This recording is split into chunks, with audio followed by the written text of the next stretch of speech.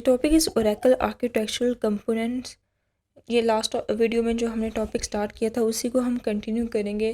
Last video में हमने Oracle server को डिस्कस किया था, जिसमें हमने ये देखा था कि हमारे पास ओरेकल सर्वर में दो मेन कंपोनेंट जो हमारे पास होते हैं वो हमारा ओरेकल इंस्टेंस था और ओरेकल डेटाबेस था। अब वो ओरेकल इंस्टेंस जो हमने डिस्कस किया था उसको हम जो डिटेल में देखेंगे।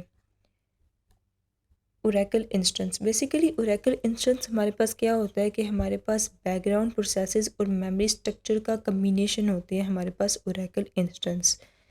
अगर हमने डाटाबेस में से डाटा, हमारा जो मेन काम है ना वो क्या होता है कि हमने डाटाबेस में से डाटा एक्सेस करना है, डाटा हमने उसमें स्टोर करवाना है, ये काम जो है ना हमारा होता है, हमारा मेन एम हमारा यही होता है। अब उसको डेटाबेस को आप डायरेक्टली एक्सेस नहीं कर सकते, उसके लिए पहले आपको इंस्टेंस को स्टार्ट करना होता है। तो पहले इंस्टेंस हम स्टार्ट करके ही अपने डेटाबेस में से डाटा को एक्सेस कर देते सकते हैं। तो जब हमारा इंस्टेंस स्टार्ट होता है ना, तो ये जो सिस्टम ग्लोबल एरिया है वो एलोकेट हो जाता है। नेक्स्ट हम ये भी देखेंगे कि हमारे पास ये बीच में जो बाकी चीज़ें हैं, SGA, शेड पूल, ये बाकी चीज़ें हमारे पास क्या है। पर फिलहाल वक्त हम ये देख रहे हैं कि हमारे पास ओरेकल इंस्टेंस जनरली क्या है। तो ओरेकल इंस्टेंस जब हमारे पास क्रिएट होता है तो हमारे पास सिस्टम ग्लोबल एरिया क्रिएट हो जाता है, एलोकेट हो जाता है, और हमारे पास ये जो बैकग्राउंड प्रोसेसेस है ना ये क्रिएट हो जाते हैं। अब ये जो हमारे बैकग्राउंड प्रोसेसेस हैं ये इनपुट आउटपुट का काम कर रहे होते हैं। So an Oracle instance is a mean to access an Oracle database. आपको अगर ओरेकल डेटाबेस को एक्सेस करना है तो उसके लिए आपको ओरेकल इंस्टेंस पहले क्रिएट करना होगा। अब ये जो हमारा ओरेकल डेटाबेस और ओरेकल इंस्टेंस है ना, इसमें हमारा रिलेशनशिप कौन सा होता है, मैनी टू वन। हमारा जो एक ओरेकल इंस्टेंस है ना वो सिर्फ एक ही डेटाबेस को क्रिएट कर सकता है, और हमारी जो डेटाबेस है ना वो मल्टीपल इंस्टेंस की मदद से क्रिएट हो सकती है। मतलब कि एक डेटाबेस के मल्टीपल इंस्टेंसेस हो सकते हैं, बट एक इंस्टेंस जो है ना वो सिर्फ एक ही डेटाबेस को क्रिएट करेगा। समझ आ रही है? मीन्स के देखो, हमारे पास ओरेकल इंस्टेंस था और हमारे पास ओरेकल डेटाबेस है। अब हमारे पास सिर्फ एक ओरेकल इंस्टेंस है ना, वो सिर्फ एक ही डेटाबेस को ओपन कर सकती है। बट अगर हमारे पास एक डेटाबेस है उसके हमारे पास मल्टीपल इंस्टेंसेस मौजूद हो सकते हैं। आई होप समझ आ गई होगी। और हमारे पास जो इंस्टेंस है ना उसमें हमारे पास मेमोरी होती है और बैकग्राउंड प्रोसेस स्ट्रक्चर्स होते हैं। तो ये थी हमारी बेसिकली कि ओरेकल इंस्टेंस क्या है। ओरेकल में हमारे पास दो तरह के मेमोरी स्ट्रक्चर्स होते हैं। पहला जो हमारे पास मेमोरी स्ट्रक्चर है ओरेकल में वो है सिस्टम ग्लोबल एरिया, और ये तब एलोकेट होता है जब हमारा इंस्टेंस स्टार्ट होता है। मीन्स कि जो ही इंस्टेंस हमारा स्टार्ट हुआ ना तो ये हमारा सिस्टम ग्लोबल एरिया, जिसको हम शेयर्ड ग्लोबल एरिया भी कहते हैं, वो एलोकेट हो जाता है। And the second one is programme global area, allocated when the server process start, कि जब हमारा सर्वर प्रोसेस स्टार्ट होता है तब हमारा प्रोग्राम ग्लोबल एरिया एलोकेट हो जाता है। नेक्स्ट स्लाइड्स में इनको डिटेल में डिस्कस करते हैं। SGA में हमारे पास ये होता है कि मल्टीपल यूज़र्स जो है वो इस मेमोरी एरिया में डाटा को शेयर कर सकते हैं। और जैसा कि पहले बताया कि SGA की जो मेन फीचर है वो यही है कि SGA परफॉर्मेंस को इम्प्रूव करवाता है, आपके टाइम को सेव करता है, कि बार बार जाके फ़िज़िकल डिस्क में से रीड और राइट का ऑपरेशन नहीं परफॉर्म करना पड़ेगा, SGA से ही वो काम आप कर सकते हैं। तो इस काफ़ी हद तक टाइम जो है वो आपका सेव हो जाता है। और अगर आप चाहते हैं कि आपकी परफॉर्मेंस बहुत अच्छी हो तो SGA का साइज़ इतना होना चाहिए कि आपका जो frequent read disk and write है उसको अवॉइड किया जा सके। कि अगर पहले ऐसा होता है ना कि हम चेक करते हैं SGA में वो चीज़ मौजूद है कि नहीं, फिर हम डाटाबेस की तरफ मूव करते हैं। तो अगर पर जो चीज़ें SGA में से आस्ता आस्ता रिमूव की जाती हैं, डिलीट की जाती हैं, ताकि उसमें स्पेस बनाई जा सके। तो अगर SGA का साइज़ बड़ा होगा तो ज़्यादा चीज़ें उसमें सेव होंगी, आपको बार बार डाटाबेस की तरफ नहीं जाना पड़ेगा। साइजिंग दी SGA, अगर SGA के साइज़ के बारे में बात की जाए कि SGA का साइज़ कितना होना चाहिए और उसको एलोकेट कैसे किया जा सकता है, कि आप अपने हिसाब से उसको कैसे एडजस्ट कर सकते हैं। तो ये है कि हमारी डाटाबेस के वर्क लोड को मद्देनज़र रखते हुए हम अपने SGA के साइज़ कॉन्फ़िगर करते हैं। और अगर आप अपनी मर्ज़ी से उसको एडजस्ट करना चाहें तो उसके लिए हमारे पास एसजीए टारगेट या एसजीए मैक्स साइज़ के पैरामीटर्स यूज़ होते हैं। अब अगर हम सिस्टम ग्लोबल एरिया के कंपोनेंट्स की बात करें तो उसमें हमारे पास आ जाता है shared pool, database buffer cache, redo log buffer, other structure जिसमें हमारे पास lock and latch management and statistical data आ जाता है। और हमारे पास दो एडिशनल मेमोरी स्ट्रक्चर्स जो एस में हम कन्फिगर कर सकते हैं वो है large pool and Java pool. जैसे कि इस डायग्राम में हमने देखा था कि हमारे पास एस में कौन कौन से कंपोनेंट्स हैं। अब एक एक करके इसके सारे कंपोनेंट्स को हम डिस्कस करते हैं। हम एस के पहले कंपोनेंट जो है हमारे पास शेयर्ड पूल उसको देखते हैं। शेयर्ड पूल बेसिकली हमारे पास वही काम करती है जो हमारी कैशे मेमोरी हमारे कंप्यूटर में करती है। क्या होता है कि जो ज़्यादा इन्फॉर्मेशन रिट्रीव करवाई जा रही हो, जो ज़्यादा जिसको एक्सेस किया जा रहा हो, जो काम ज़्यादा परफॉर्म किया जा रहा हो, कैशे मेमोरी क्या करती है उस डाटा को अपने में सेव कर लेती है, ताकि नेक्स्ट टाइम जब यूज़र उसकी डिमांड करता है, उसको एक्सेस करता है, तो वो जाके आपको फिज़िकल डिस्क में जाके हार्ड डिस्क में जाके नहीं आपको एक्सेस करना पड़ता, आपको कैशे मेमोरी से ही आप उसको एक्सेस कर लेते हो और आपकी जो परफॉर्मेंस है वो बहुत इम्प्रूव हो जाती है। इसी तरह से हमारी जो शेयर्ड पूल है वो भी इंफॉर्मेशन को कैशे करती है, उस इंफॉर्मेशन को जो हमारे यूज़र्स में कॉमनली शेयर हो रही होती है। वो इंफॉर्मेशन कौन कौन सी हो सकती है? पहली चीज़ तो हमारे पास आ जाती है सीक्वल स्टेटमेंट्स और cache so that they can be reused.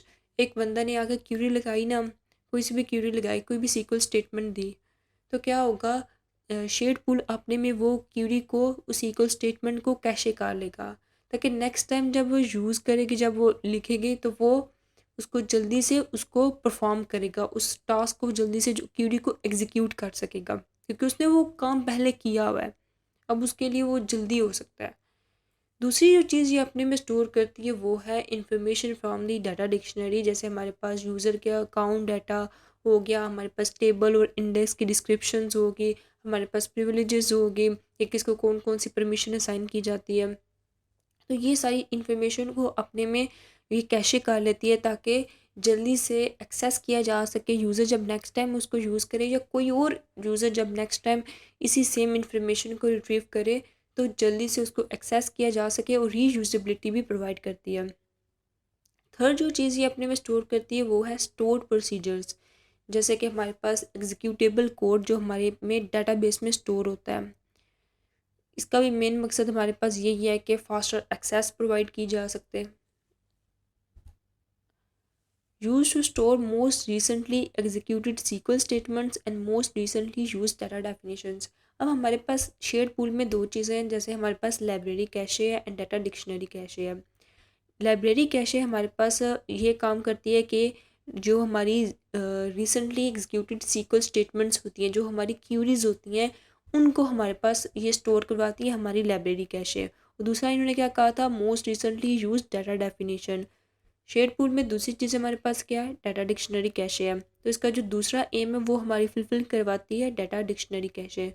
तो शेयर्ड पूल में हमारे पास क्या हो गया कि जो मोस्ट रिसेंटली सीक्वल स्टेटमेंट्स जो क्यूरीज होती हैं वो हमारी लाइब्रेरी कैशे में स्टोर हो रही होती हैं, इसका ये एक एम है। दूसरा इसका ये क्या करता है स्टोर, कि जो डाटा डेफिनेशंस हैं जो ज़्यादातर यूज़ हो रही होती हैं वो अपने में स्टोर करवाता है। इसमें हमारे पास स्ट्रक्चर्स, मेमोरी स्ट्रक्चर्स कौन से इन्वॉल्व है, library cache and the second one is data dictionary cache. और अगर आप इसका साइज़ जो है वो चेंज करना चाह रहे हैं तो उसके लिए आपके पास है alter system set shared pool size equal to 64 M। ऐसा होता है कि एग्ज़ाम में क्वेश्चन आ सकता है कि आपका अगर आपने इसका शेड पूल का अपने साइज़ जो है वो चेंज करके ये रख दें तो उसकी जो है हमें क्यूरी लिख के दें, तो इसके लिए आपके पास ये चीज़ आप लिख सकते हैं, alter system set shared pool size equal to 64 M। अब हम देख लेते हैं लाइब्रेरी कैशे को। लाइब्रेरी कैशे बेसिकली हमारे पास सिस्टम ग्लोबल एरिया में बहुत इंपॉर्टेंट कंपोनेंट है जो हमारे पास शेयर्ड पूल में मौजूद होता है। वो ये करता कि है कि हमारी जो मोस्ट रिसेंटली सीक्वल और पीएल सीक्वल स्टेटमेंट्स होती हैं उनको स्टोर करता है। जब हमारे पास एक सीक्वल स्टेटमेंट्स के जब आती है तो उसकी ना पार्सिंग परफॉर्म की जाती है। पार्सिंग बेसिकली एक ऐसा प्रोसेस है जिसमें हमारी सीक्वल स्टेटमेंट को पहले उसको समझा जाता है, उसके ऊपर एनालाइजेशन परफॉर्म की जाती है, उसको इंटरप्रेट किया जाता है, फिर हमारी सीक्वल स्टेटमेंट्स को एग्जीक्यूट किया जाता है। इसी तरह से हमारा जो पीएल सीक्वल ब्लॉक है, कोड है, बेसिकली हमारी प्रोसीजरल लैंग्वेज को, डेटाबेस की लैंग्वेज को कंबाइन करके हमारे पास PL SQL स्टेटमेंट्स बनती हैं, एक ब्लॉक बनता है। तो उसके ऊपर पार्सिंग कैसे परफॉर्म की जाती है कि उसके सिंटैक्स को, उसके सिमेंटिक्स को समझा जाता है, फिर ही उस स्टेटमेंट को एग्जीक्यूट किया जाता है। अब एक स्टेटमेंट आई, SQL स्टेटमेंट हमारे पास, हमने उसकी पार्सिंग परफॉर्म की, उसको लाइब्रेरी कैशे में स्टोर कर लिया। नेक्स्ट टाइम वही SQL स्टेटमेंट आएगी तो हम उस पार्सिंग को रीयूज़ कर लेंगे। अगर वो हमारे पास लाइब्रेरी कैशे में स्टोर होगी तभी तो हम उसको यूज़ कर सकते हैं।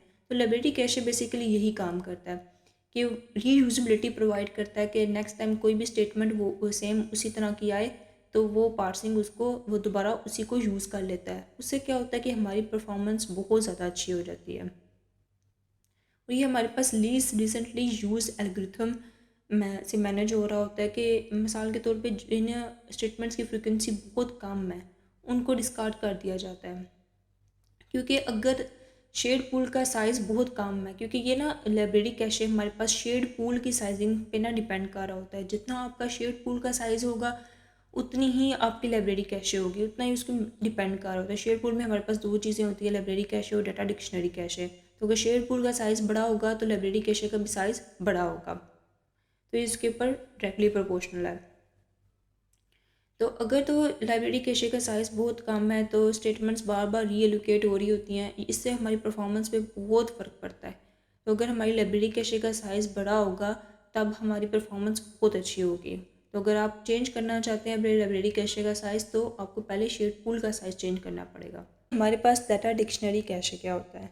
डाटा डिक्शनरी कैशे हमारे पास जो मोस्ट रिसेंटली यूज डेफिनेशंस होती हैं डाटाबेस में उनको स्टोर करता है। ये हमारे पास ऑब्जेक्ट्स की डेफिनेशन को, उनके मेटा डाटा को स्टोर करता है। ऑब्जेक्ट्स हमारे पास कौन कौन से हो सकते हैं? हमारे पास कोई डाटाबेस की फ़ाइल है, टेबल है, इंडेक्सेस हैं, कॉलम्स हैं, यूज़र्स हैं, प्रिविलेजेस हैं, या कोई भी डाटाबेस का ऑब्जेक्ट है उसकी जो मेटा डाटा इन्फॉर्मेशन होती है वो हमारे पास डाटा डिक्शनरी कैशे में स्टोर होती है।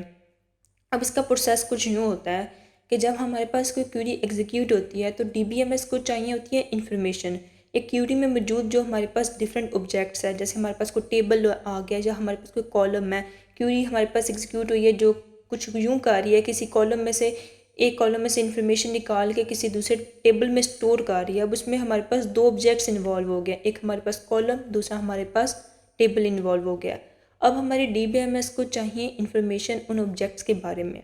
हमारा DBMS क्या करेगा, जाएगा डिस्क के पास और वहाँ से इन्फॉर्मेशन रिट्रीव करेगा। अब जो टाइम लगा ना वो चेक करें कि कितनी हमारी परफॉर्मेंस कम होगी अगर हम सीधा जाएं अपनी डिस्क के पास, डिस्क में से अगर हम इंफॉर्मेशन रिट्रीव करें उन ऑब्जेक्ट्स के बारे में। पर अगर हम वो इन्फॉर्मेशन अपनी डाटा डिक्शनरी कैशे में स्टोर कर लें तो हमारी परफॉर्मेंस जो है वो बहुत इम्प्रूव हो जाएगी कि नेक्स्ट टाइम अगर उन ऑब्जेक्ट्स के बारे में अब दोबारा एक क्यूरी एग्जीक्यूट हुई है जिसमें वो ऑब्जेक्ट्स इन्वॉल्व थे तो हमें डिस्क के पास दोबारा नहीं जाना पड़ेगा, हम डाटा डिक्शनरी कैशे में से उस इन्फॉर्मेशन को रिट्रीव कर लेंगे। इससे हमारा जो हमारा रिस्पॉन्स टाइम है वो बहुत इम्प्रूव हो जाएगा। एक तो चीज़ ये है कि डाटा डिक्शनरी कैशे का फर्स्ट बेनिफिट हमारे पास ये है क्यूरी प्रोसेसिंग के हमारा टाइम बहुत कम लगता है। दूसरा इसका बेनिफिट हमारे पास डाटा इंटीग्रिटी है कि डाटा इंटीग्रिटी कुछ यूँ ये प्रोवाइड करती है कि एक हमारा टेबल है उसकी इन्फॉर्मेशन कहीं और अपडेट हुई है तो ये जो डाटा डिक्शनरी कैशे में ये ऑटोमेटिकली अपडेट हो जाएगी, उसकी मेटा डाटा जो है हमारा वो ऑटोमेटिकली अपडेट हो जाएगा, हमें खुद से नहीं करना पड़ेगा। तो ये जो है ना कंसिस्टेंसी प्रोवाइड करता है कि हर जगह एक ही इन्फॉर्मेशन रहती है उस ऑब्जेक्ट के बारे में। और अगर आप इसके साइज़ को चेंज करना चाहते हैं तो आप शेड पूल साइजिंग अपना चेंज करते हैं। आप शेड पूल का साइज़ जब चेंज करेंगे तो आपकी डाटा डिक्शनरी कैशे का भी साइज़ चेंज हो जाएगा। आप इसका साइज़ बड़ा करना चाहते हैं ताकि परफॉर्मेंस और इम्प्रूव हो जाए कि बार बार वहाँ से डिलीट ना करनी पड़ी इन मेटा डाटा इन्फॉर्मेशन और नई स्टोर करने के लिए। तो अब अगर इसका साइज़ बड़ा करना चाहते हैं तो आप शेड पूल का साइज़ बड़ा करेंगे तो आपके डाटा डिक्शनरी कैशे का भी साइज़ बड़ा हो जाएगा। अब हम देख लेते हैं कि हमारे पास डाटाबेस बफर कैशे क्या होता है। डाटाबेस बफर कैशे की जो मेन रिस्पॉन्सिबिलिटी होती है वो ये होती है कि डिस्क में से ब्लॉक को कैशे करके मेमोरी में स्टोर करना। इसका जो मेन रोल है वो हमारे पास ये है कि ये परफॉर्मेंस को बहुत ज़्यादा इम्प्रूव करता है और हमारी डाटाबेस ऑपरेशंस की एफिशिएंसी को इम्प्रूव करता है। अब होता कुछ यूँ है कि जब हम डाटा अपने डाटाबेस में रीड करवाते हैं या राइट करवाते हैं वो डाटा जाकर स्टोर होता है हमारी डिस्क में। पर जैसे कि हमें पता है कि डिस्क में से किसी डाटा को एक्सेस करना बहुत स्लो है as compared to memory access के। तो क्यों ना हम जो चीज़ हमें वो दोबारा अगर वही चीज़ अगर हमें चाहिए, अगर हमें रिट्रीव करवानी है, तो हम उसको मेमोरी में हम कैशे करवा के रख लें। तो डाटाबेस बफर कैशे का भी यही काम है कि हमने डिस्क इनपुट आउटपुट ऑपरेशंस अगर मिनिमाइज़ करने हैं और अपने डाटाबेस की परफॉर्मेंस को इम्प्रूव करना है, तो उसके लिए हमें डाटाबेस बफर कैशे को यूज़ करते हैं। जब हमारी क्यूरी एग्जीक्यूट होती है तो हमारा डाटाबेस मैनेजमेंट सिस्टम पहले ये चेक करता है कि वो रिक्वायर्ड डाटा ब्लॉक हमारी बफर कैशे में, it is database buffer cache में मौजूद है कि नहीं। अगर तो वो वहाँ पे मौजूद होता है तो वहीं से मेमोरी से क्विकली रिट्रीव हो जाता है, जिससे हमें फ़ायदा होता है कि हमें डिस्क में से उसको एक्सेस नहीं करना होता और हमारा काम जो है वो जल्दी हो जाता है। इससे हमारी जो परफॉर्मेंस है वो बहुत इम्प्रूव होती है, हमारी डाटाबेस ऑपरेशंस की परफॉर्मेंस एफिशिएंसी काफ़ी हद तक इम्प्रूव हो जाती है।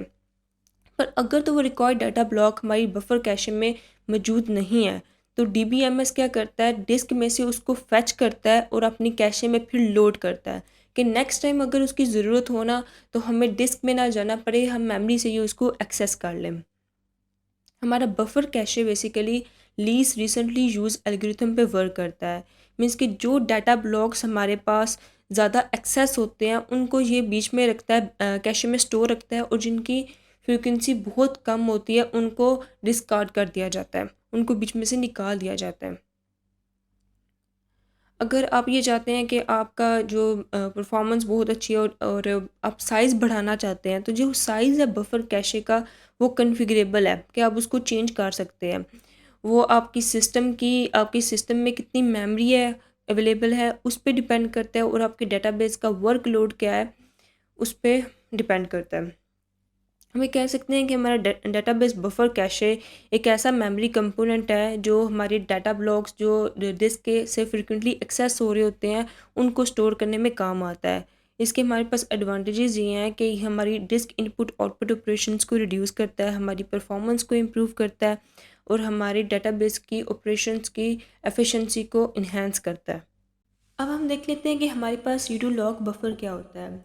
रीडू लॉग बफर का जो मेन रोल होता है वो डाटा की कंसिस्टेंसी और ड्यूरेबिलिटी को इंश्योर करना है। जब हम ये कहते हैं कि हमारा सिस्टम फेलियर हो गया या क्रैश हो गया, तो हमारा जो काम आती है ना चीज़, वो हमारा रीडू लॉग बफर ही है कि वो आपके सिस्टम को रिकवरी प्रोवाइड करता है। ओरेकल में अब होता यूँ है कि जब चेंजेस होते हैं डाटाबेस में, जैसे हमारे पास चेंजेस कौन कौन से हो सकते हैं, इंसर्टिंग हो गया, अपडेटिंग हो गया, डिलीटिंग रिकॉर्ड्स हो गया। ये मॉडिफिकेशंस जो है वो इमीडिएटली हमारी फिज़िकल डाटा फाइल्स जो डिस्क में मौजूद है उसमें नहीं लिखी जाती। इंस्टेड वो पहले रिकॉर्ड होती है हमारी रीडू लॉग बफर में, जो हमारी डाटाबेस मेमोरी स्ट्रक्चर का पार्ट है। जैसे हमारे एसजी में ये चीज़ मौजूद है। रीडू लॉग बफर जो है वो एक टेम्परेरी स्टेजिंग एरिया की तरह एक्ट करता है, जिसमें सारे चेंजेस रिकॉर्ड होते हैं जो डाटाबेस में हो रहे होते हैं। और ये चेंजेस रिकॉर्ड किस तरह से हो रहे होते हैं, एक सिक्वेंशनल मैनर में स्टोर हो रहे होते हैं।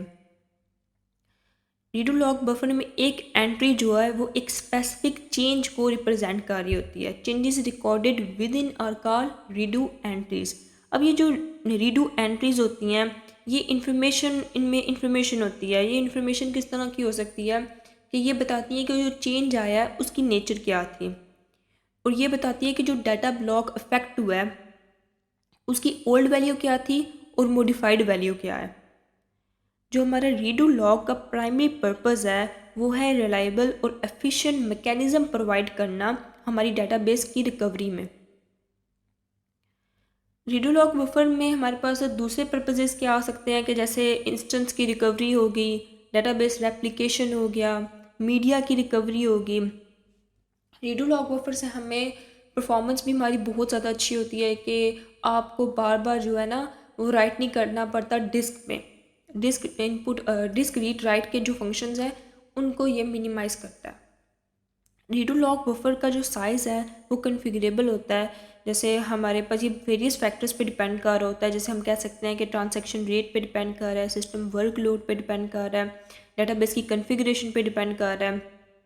आपने अगर इसका साइज़ चेंज करना है तो उससे अब लॉग बफर से size defined by log buffer से आप इसको चेंज कर सकते हैं। रीडू लॉग बफर को अब समराइज़ करते हैं कि ये क्या चीज़ होती है। रीडू लॉग बफर ओरेकल में एक मेमोरी स्ट्रक्चर है जो टेम्परेली होल्ड करता है चेंजेस डाटाबेस के। जब तक वो चेंजेस हमारी रीडू लॉग फाइल में नहीं लिखे जाते, वो चेंजेस पहले रिकॉर्ड होते हैं हमारे रीडू लॉग बफर में। इससे हमें फ़ायदा क्या होता है, ड्यूरेबिलिटी प्रोवाइड होती है और इंफॉर्मेशन की रिकवरी प्रोवाइड होती है कि अगर हमारा सिस्टम फेलियर हो गया, सिस्टम क्रैश कर गया, तो हम जो चेंजेस हैं हमने रिकॉर्ड किए होते हैं अपने रीडू लॉग बफर में, उससे हमें फ़ायदा होता है कि हम अपने सिस्टम को रिकवर कर सकते हैं।